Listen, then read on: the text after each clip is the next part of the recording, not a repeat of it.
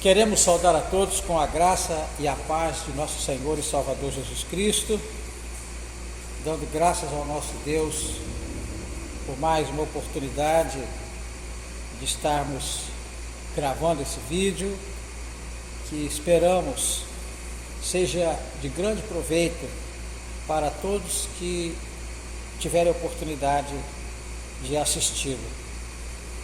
Estamos confiantes de que essa pandemia está com seus dias contados e brevemente nosso Deus há de realizar o milagre e nos dará a oportunidade de retornar aos nossos cultos em sua casa.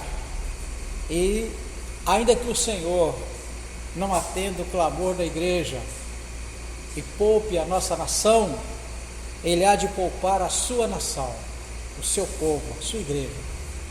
Por sua grande misericórdia e graça, nós esperamos que Ele aplique a sua palavra em favor do seu rebanho, das suas ovelhas. Mas vamos continuar orando como igreja para que o Brasil e as nações possam ser poupadas pelo Senhor. Amados, queridos do Senhor, você que assiste esse vídeo, nesta oportunidade nós queremos tratar de um assunto delicado, um estudo sucinto, breve, envolvendo a doutrina calvinista e a arminiana. O que diz essas duas doutrinas? João Calvino defendia que a graça é irresistível.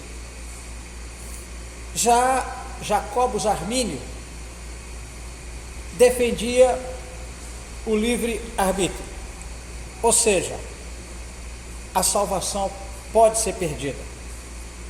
Resumindo, segundo os ensinos de Calvino,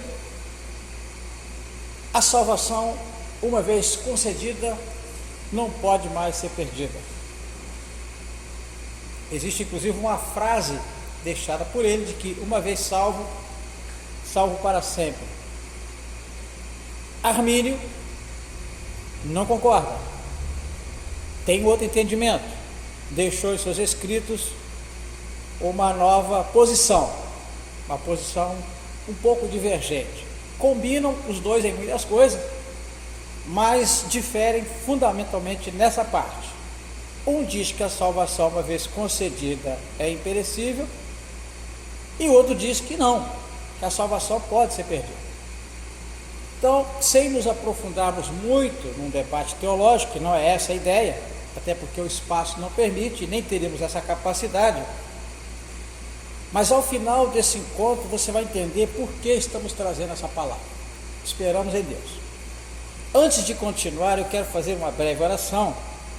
E se você quiser, já pode ir aí abrindo a sua Bíblia no Evangelho de João, capítulo 16. Nós vamos ler algumas partes da Escritura para ver o que a Bíblia nos diz sobre esse tema.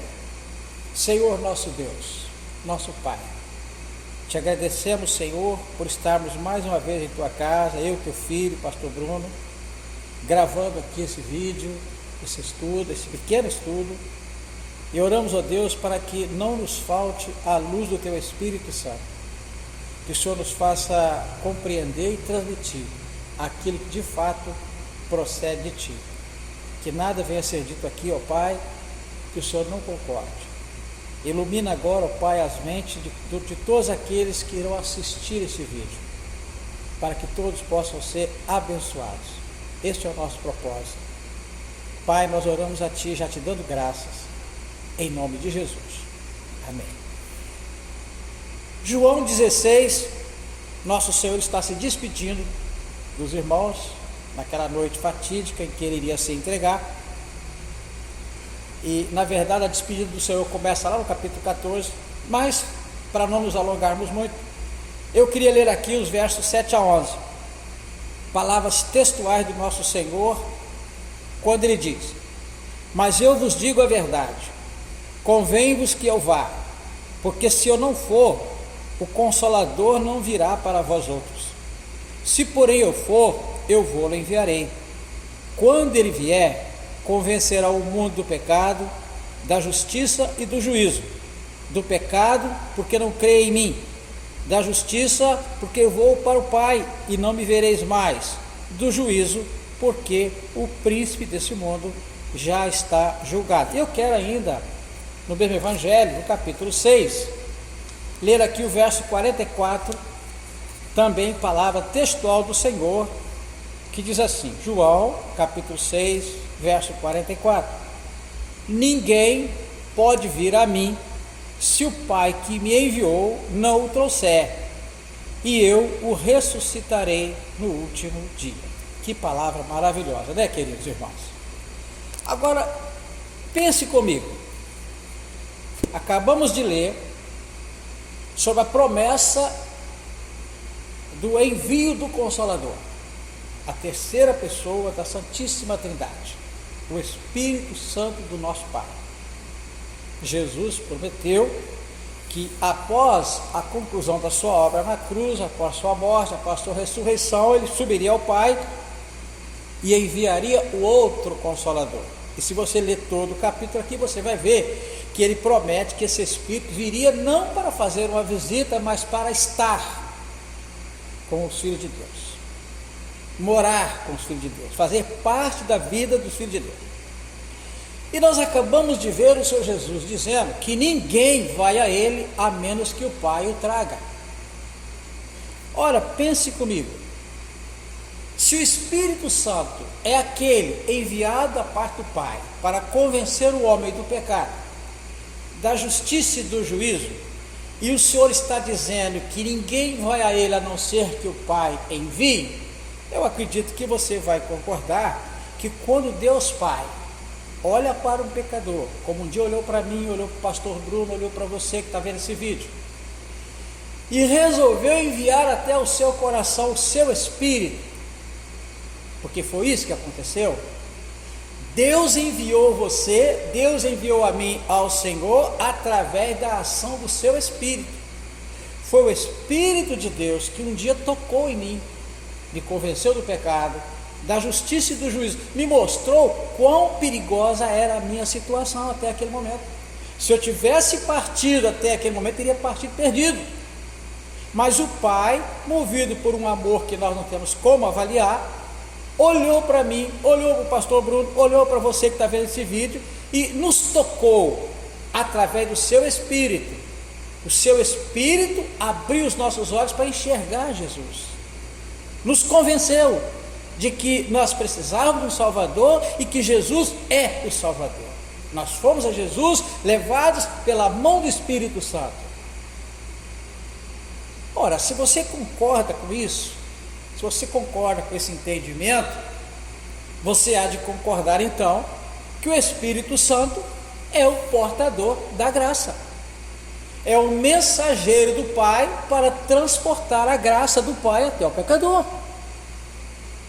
É ele que é encarregado do Pai para levar as boas novas ao pecador.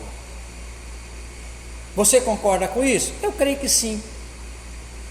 Lá em Romanos 8, 9, há uma afirmação do apóstolo Paulo, que se alguém não tem o Espírito de Cristo, não é dele. Então, no dia em que eu me rendi ao Senhor, no dia em que o pastor Bruno se rendeu ao Senhor, no dia em que você se rendeu ao Senhor, por ação e obra do Espírito Santo, o Espírito Santo não deu tchau para mim, não deu tchau para o pastor Bruno, não deu tchau para você, ele não foi embora, ele continuou. Louvado seja o nome do Senhor, porque ele veio para morar, ele veio para permanecer comigo, ele veio para continuar comigo. Ele não me entregou nas mãos de Jesus e acabou minha missão, Jesus, agora é contigo. Não, ele veio para morar comigo, ele veio para morar com você que está assistindo esse vídeo, se você já é de Jesus. Você concorda com isso? A Bíblia diz que aqueles que andam segundo o Espírito, para esses não há nenhuma condenação. A Bíblia é muito clara sobre isso. Agora eu te pergunto, será que o Espírito Santo que já habita no coração de um salvo, pode ser afastado? Eu queria que você começasse a pensar nisso, porque o embate entre Calvino e Armínio repousa exatamente aí. Eu queria que você compreendesse que um afirma que a salvação, uma vez concedida, ou seja, uma vez que o Espírito Santo vem morar na vida de uma pessoa, ele não sai mais, haja o que houver. O outro diz que não. O outro diz que o Espírito Santo pode sair. A palavra de Deus diz que o Espírito Santo pode ser entristecido, pode se mentir contra ele. Lembra de Ananias e Safira? Ele pode ser rejeitado, ele pode ser resistido. E eu queria ler um texto onde fica, mas são muitos os textos, se você procurar você vai achar vários, mas por causa do tempo eu queria ler um texto, se você quiser me acompanhar, aonde isso fica muito claro, cristalino. Você quer ver? Isaías capítulo 63, perdão. Olha o que diz o Senhor através de Isaías, o profeta do Senhor, aqui a partir do verso 7. Isaías, se você quiser acompanhar na sua Bíblia, olha o que diz a palavra. Isaías capítulo 63, a partir do versículo 7. Aqui o título é A Última Oração do Profeta. Celebrarei as benignidades do Senhor e os seus atos gloriosos, segundo tudo que o Senhor nos concedeu e segundo a grande bondade para com a casa de Israel, bondade que usou para com eles segundo as suas misericórdias e segundo a multidão das suas benignidades, porque ele, o Senhor, dizia: certamente eles são o meu povo, filhos que não mentirão, e se lhes tornou o quê? O seu Salvador. Então aqui o Espírito Santo, através de Isaías, está dizendo o seguinte: está se referindo a um povo que foi alvo da salvação, um povo sobre quem o Espírito Santo veio morar. Continuando, verso 9: em toda a angústia deles foi ele angustiado, e o anjo da sua presença os salvou, corroborando o que eu disse: pelo seu amor e pela sua compaixão ele os remiu. Remiu, essa palavra está diretamente ligada à nossa redenção, o resgate que foi pago. Os tomou e os conduziu todos os dias da antiguidade, uma salvação plena, perfeita, completa. Amém? Acredito que você está dizendo amém aí na sua casa, no carro, onde você estiver vendo esse vídeo. Agora olha o que diz a palavra do Senhor, Isaías 63, versículo 10: mas eles foram rebeldes e contristaram o seu Espírito Santo, pelo que se lhes tornou o quê? Em inimigo, e ele mesmo pelejou contra eles. Amados, você lê um texto do Velho Testamento, eu queria ler mais um. Atos 7, Estevão está confrontando ali a liderança judaica, os líderes da religião judaica. Verso 51, olha que acusação gravíssima o Espírito de Deus fez através do seu servo Estevão, o primeiro mártir da igreja. Aqui no capítulo 7 de Atos, você pode ler depois com calma na sua casa, você volta o vídeo, você guardar tudo é difícil, eu sei, mas eu não posso esperar. Então olha lá, Atos 7, 51, homens de dura cerviz e incircuncisos de coração e de ouvido, vós sempre resistis ao Espírito Santo, assim como fizeram vossos pais, também o fazeis agora. Está dando para você entender, meu amado? Está dando para você entender, minha querida? Você que, quem sabe, ainda não entregou a sua vida ao Senhor, mas você não está vendo esse vídeo por acaso, foi o próprio Senhor, através do seu Espírito, te colocou diante desse vídeo. Eu queria que você visse até o fim, não fechasse agora, não desligasse agora o seu aparelho, fosse até o fim, porque eu tenho certeza que o Senhor tem algo muito, muito importante para falar. Mas eu queria falar mais um pouquinho só dentro desse aspecto aí do afastamento do Espírito. Eu não vou ler para não tomar seu tempo, até porque o relógio não para, né? Mas se você for lá para a segunda carta do apóstolo Pedro, segunda Pedro escreveu 2 cartas.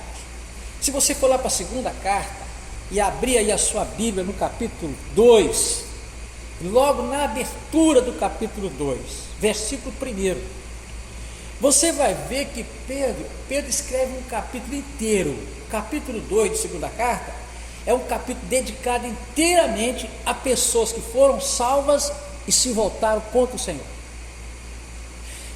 Ele fala claramente que foram pessoas que foram resgatadas pelo soberano Senhor. Então você há de concluir que essas pessoas foram salvas, pessoas que tiveram a presença do Espírito de Deus em suas vidas. Eu infelizmente não posso ler com você agora, mas eu queria muito que você lesse o capítulo 2 de 2 Pedro, para você ver que essas pessoas tiveram um privilégio extraordinário, perderam o privilégio e infelizmente, não sou eu que estou dizendo, é a palavra. Se você ler, você vai ver lá o futuro terrível que está reservado para essas pessoas. Ora, eu te pergunto, se Calvino estivesse inteiramente certo, que há muitas coisas que ele afirma que nós concordamos, divergimos apenas só nesse ponto aí. Nosso querido irmão no passado, na nossa vídeo concepção, se equivocou num pequeno detalhe. Daqui a pouco eu quero falar sobre ele, vai ser no final do vídeo. Queridos, se você ler esse capítulo 2 de 2 Pedro, você vai ver que Pedro está falando de pessoas que foram salvas, pessoas que foram visitadas pelo poder maravilhoso do Senhor. Ele chega a dizer no final que era melhor não ter conhecido, porque o destino dessas pessoas que um dia foram salvas é terrível. Então que salvação é essa que não se perde mais? Acho que você está entendendo. Agora eu quero ler um outro capítulo do Velho Testamento que responde a uma pergunta. Antes de ler o capítulo 32, não vou ler todo não, só um versículo. Se você quiser acompanhar a sua Bíblia, capítulo 32 de Êxodo. Quando você abre a sua Bíblia, eu quero fazer aqui uma recordação rápida do que estava acontecendo aqui. Moisés estava no monte orando. Abra a sua Bíblia aí, Êxodo 32, enquanto eu falo, você acha aí. Êxodo 32. Moisés estava no monte, atendendo uma convocação do Senhor nosso Deus. Estava lá recebendo as tábuas, estava lá em comunhão com o Pai. Foi algo tão gostoso que se passaram 40 dias e ele nem viu. Isso é um mistério que eu não vou entrar nele agora. E o que aconteceu com o povo de Deus lá embaixo? Povo resgatado com mão forte, povo que saiu do Egito debaixo do poder de Deus, povo que foi alvo de milagre extraordinário. O que aconteceu?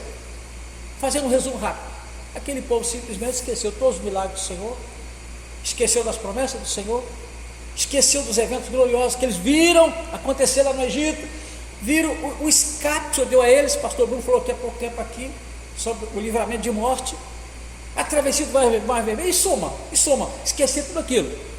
E consagraram o bezerro, fundiram o bezerro de ouro e começaram a adorar aquele Deus, comparando o Deus Altíssimo com o bezerro. Sabe por quê? Ainda estava impregnada a idolatria do Egito. Aquelas imagens lá, aquela idolatria do Egito, estava na mente deles. E aí o Senhor disse para Moisés, desce, porque o povo já está se desviando de mim. Moisés desce, vê aquela cena e se enche de ira. E quem de nós não se encheria, né? E Moisés então quebra aquelas pedras, aquilo tudo lá que está no capítulo 32. Mas eu quero ficar num ponto. Quando Moisés esfriou um pouco a cabeça, Moisés é um homem que amava profundamente aquele rebanho. Ele não era um pastor qualquer não, ele era realmente um pastor chamado por Deus. E ele então, aqui no verso 30, diz assim, no dia seguinte, disse Moisés ao povo, vós cometeste grande pecado, agora porém subirei ao Senhor e porventura farei propiciação pelo vosso pecado. Tornou Moisés ao Senhor e disse, ora o povo cometeu grande pecado, fazendo para si Deus de ouro. Agora, ora, preste muita atenção, você que está vendo esse vídeo, no verso 32, agora pois, perdoa-lhe o pecado, ou se não, risca-me, peço-te do livro que escreveste. Eu queria chamar a sua atenção para uma palavra que está aqui, livro. Que livro é esse que Moisés está se referindo? Não há a menor dúvida, é o livro da vida, que mais lá na frente o Senhor revela a João, que é o livro do Cordeiro, o livro onde estão relacionados todos os salvos benditos do Senhor, desde Abel, os milhares que já estiveram nesse planeta, os que estão na terra, os que vão nascer ainda, que estão sendo salvos, já estão no livro, estão relacionados a esse livro, é o livro da vida. E Moisés amava tanto aquele povo, e vendo a determinação do Senhor de punir severamente aquele povo, você riscar. Ele então, desculpa essa expressão, ele encosta o Senhor na parede. Senhor, ou o Senhor me atende e perdoa esse povo e dá mais uma chance, então risca o meu nome. Tremendo, né? Figura de Jesus, né? Se sacrificando por nós. Agora, olha, eu vou ler de novo o 32 para você ver a resposta do Altíssimo. Agora, pois, perdoa-lhe o pecado, ou se não, risca-me, peço-te do livro que escreveste. Olha a resposta do Senhor. Então disse o Senhor a Moisés: riscarei do meu livro todo aquele que pecar contra mim. Querido irmão, querida irmã, mais uma vez me dirijo a você que está vendo esse vídeo. Você precisa saber disso. Não é o irmão Jair que está dizendo, não estou inventando nada, e nem estou dando aqui uma interpretação herética à palavra de Deus. O texto aqui tem que ser interpretado literalmente. Não há como tentar pôr pano quente, como dizia o meu velho pai, tampar o sol com a peneira. Existem muitas passagens na Bíblia que é no sentido figurado, mas nesse caso aqui não há figuração nenhuma. Deus está sendo muito objetivo, muito claro. Existe um livro, o livro do Cordeiro, o livro da vida, e nesse livro estão escritos todos os salvos. Agora, detalhe seguinte: não é porque o meu nome, se porventura estiver escrito como eu espero estar, se ele estiver escrito, pela fé eu creio, não significa que ele não possa ser riscado. Ah não, uma vez salvo, salvo para sempre. Não é verdade. É Jeová que está dizendo: riscarei o nome daquele que pecar contra mim. Esse pecar aqui, irmão, não é um pecadinho a cair, não, meu amado. Para o Senhor riscar o nome de um servo, meu irmão, é depois de muita insistência do Senhor para trazer de volta o filho dele. É porque o Senhor conhece o limite de cada um, ele sabe, ele conhece o amanhã. Irmão, não é de qualquer pecadinho, não. Ah, caiu, o Senhor riscou, não é assim não, meu irmão. Meu irmão, Deus não é homem para que minta, nem filho para que se revela. Deus não age como nós, nem pensa como nós, não. Agora ele risca. Ele risca. E se você for lá para Apocalipse 3,5, eu vou até ler, não faço questão de ler. Olha o que diz o Senhor em Apocalipse 3,5, rapidinho, para nós caminharmos aqui para a conclusão. Olha o que o Senhor fala, escrevendo à igreja de Sardes, capítulo 3 de Apocalipse, verso 5, palavras do Senhor nosso Deus em Jesus Cristo, falando com João em Patmos. O Cristo de Deus, o Logo de Deus, falando com João, capítulo 3 de Apocalipse, verso 5, o vencedor será assim vestido de vestiduras brancas, e de modo nenhum apagarei o seu nome do livro da vida, pelo contrário, confessarei o seu nome diante de meu Pai e diante dos seus anjos. Ora, se ele está dizendo que não apaga nesse caso, é porque ele apaga em outro. Ué, sim ou não? Caminhando para o fim, existem algumas passagens da Bíblia que nós podemos interpretar como sendo uma palavra de advertência da parte de um Deus que nos ama de uma forma que não temos como avaliar, como eu disse antes. Um Deus que foi capaz de entregar o seu único filho naquela cruz para nos resgatar, para nos salvar. Eu costumo dizer o seguinte: o que mais Deus pode fazer por mim, depois de tudo que Ele já fez para me salvar? Não há nada mais que Ele possa fazer, porque o máximo seria o sacrifício do filho dele. Ele já fez, e foi o filho dele que disse o seguinte, registrado por Mateus capítulo 24, verso 13: o que perseverar até o fim será salvo. Apocalipse 2,10: ser fiel até a morte, e dar-te-ei a coroa da vida. E para fechar, lá em Hebreus 3, 14 a 19, você pode ler com calma na sua casa, se você estiver com calma depois. Apocalipse 2:10, Mateus 24:13 e Hebreus 3, 14 a 19, diz assim, seremos de Cristo se guardarmos a nossa confiança nele até o fim. Amanhã será hoje, depois da manhã será hoje, daqui 15 dias será hoje, eu preciso estar salvo hoje. Eu entreguei minha vida ao Senhor 35 anos atrás, agora posso... Não,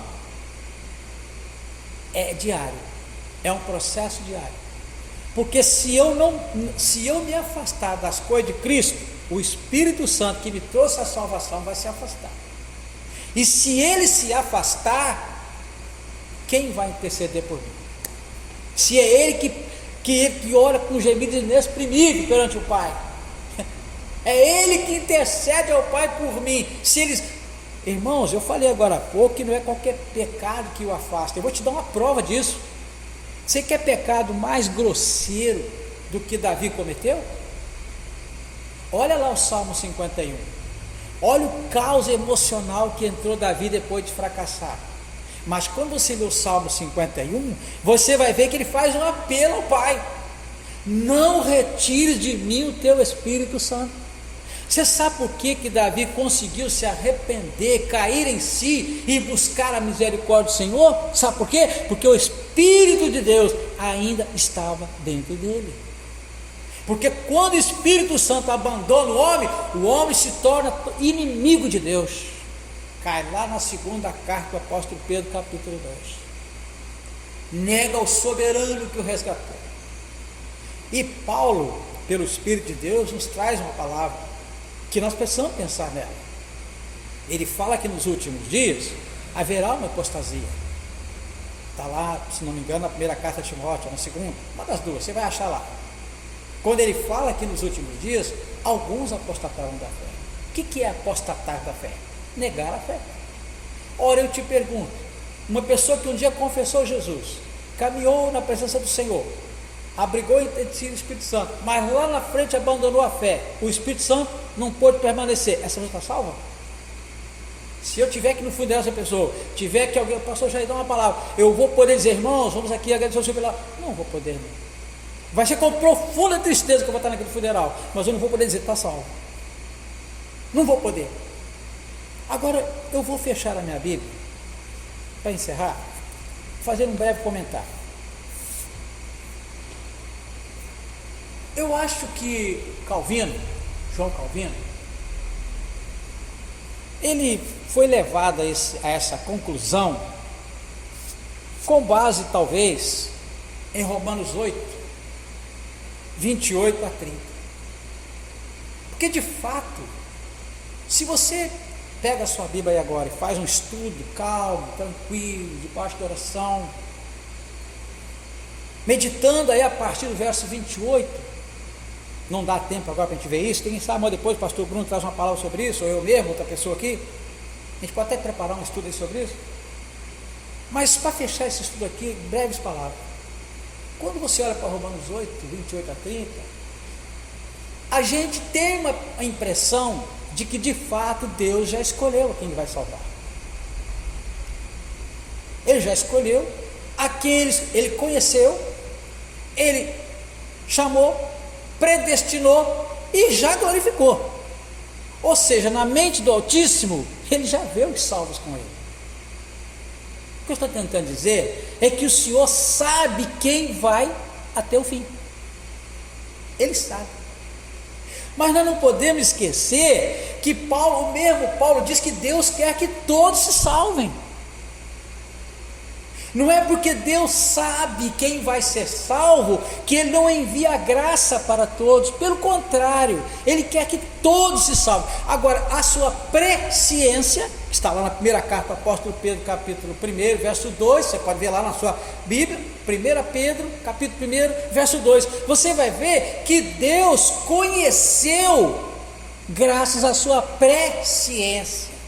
Agora, o que me deixa maravilhado é que embora sabendo quem vai estar com ele, ele age como se não soubesse. Ele age como se não soubesse. Que Deus maravilhoso é esse? Ele sabe que o sujeito não vai até o fim, ele sabe que o sujeito não vai resistir, ele sabe que o outro não vai aceitar. Lembra da parábola do semeador? Foram 4 tipos de terreno, 4 tipos de pessoa, mas as boas novas são lançadas, o Espírito Santo espalha a bênção. Ele sabe quem vai aceitar, ele sabe quem ele vai levar para Cristo. Isso é um ato soberano do Senhor, ele sabe, ninguém mais sabe. Agora, ele age como se não soubesse. Eu acredito que Calvino foi levado por esse caminho olhando para Romanos 8. Agora, só que nós temos que olhar para a Bíblia de Gênesis a Apocalipse. Eu não posso me concentrar apenas nos ensinos de Paulo em Romanos 8, porque senão eu vou cair num grave erro. Qual é o erro, pastor Jair? Eu vou dizer para você que agora, antes de orar, terminando. Você sabe qual é o nosso temor aqui em trazer essa palavra? Qual é a nossa preocupação? É que se você ficar com a doutrina de Calvino, isso pode gerar uma falsa segurança, que poderá gerar o quê? Falta de persistência. Ah não, já sou salvo, tudo bem. Eu conheço pessoas, o pastor Bruno conhece, nós conhecemos pessoas que nesse momento estão tranquilas, relax, que acham que um dia entregou sua vida a Jesus. Ah não, já aceitei Jesus, as minhas ovelhas ouvem a minha voz, eu as conheço, achando, elas me seguem, meu pai que as me deu, ninguém pode tomar. Fica com essa palavra no coração. Não, eu sou de Jesus, eu estou salvo. Meu irmão, minha querida, isso é um perigo. O Espírito Santo nos trouxe aqui nessa tarde, nessa oportunidade, para falar do perigo que essa doutrina traz. Não é que ela seja errada, mas ela sozinha, isolada, ela gera um grande perigo. Eu preciso ter em mente o seguinte: eu preciso estar em comunhão constante com o Senhor, porque se eu começar a bobear, daqui a pouco eu estou cometendo coisas que podem afastar o Espírito Santo da minha vida, e se ele se afastar, adeus salvação. Porque no momento em que ele se afasta para não voltar mais, naquele momento o Senhor risca o nome. É o que eu entendo. Mas que Deus fale melhor o seu coração, que o nosso Pai querido te dê compreensão plena. Nós voltaremos a esse assunto, eu, o pastor Bruno, alguém que ele colocar aqui. Nós vamos esmiuçar isso um pouco mais, mas por hoje vou ficando por aqui, não quero te cansar. Que Deus te abençoe, te guarde, te livre da coronavírus, guarde a sua casa, sua família, em nome de Jesus.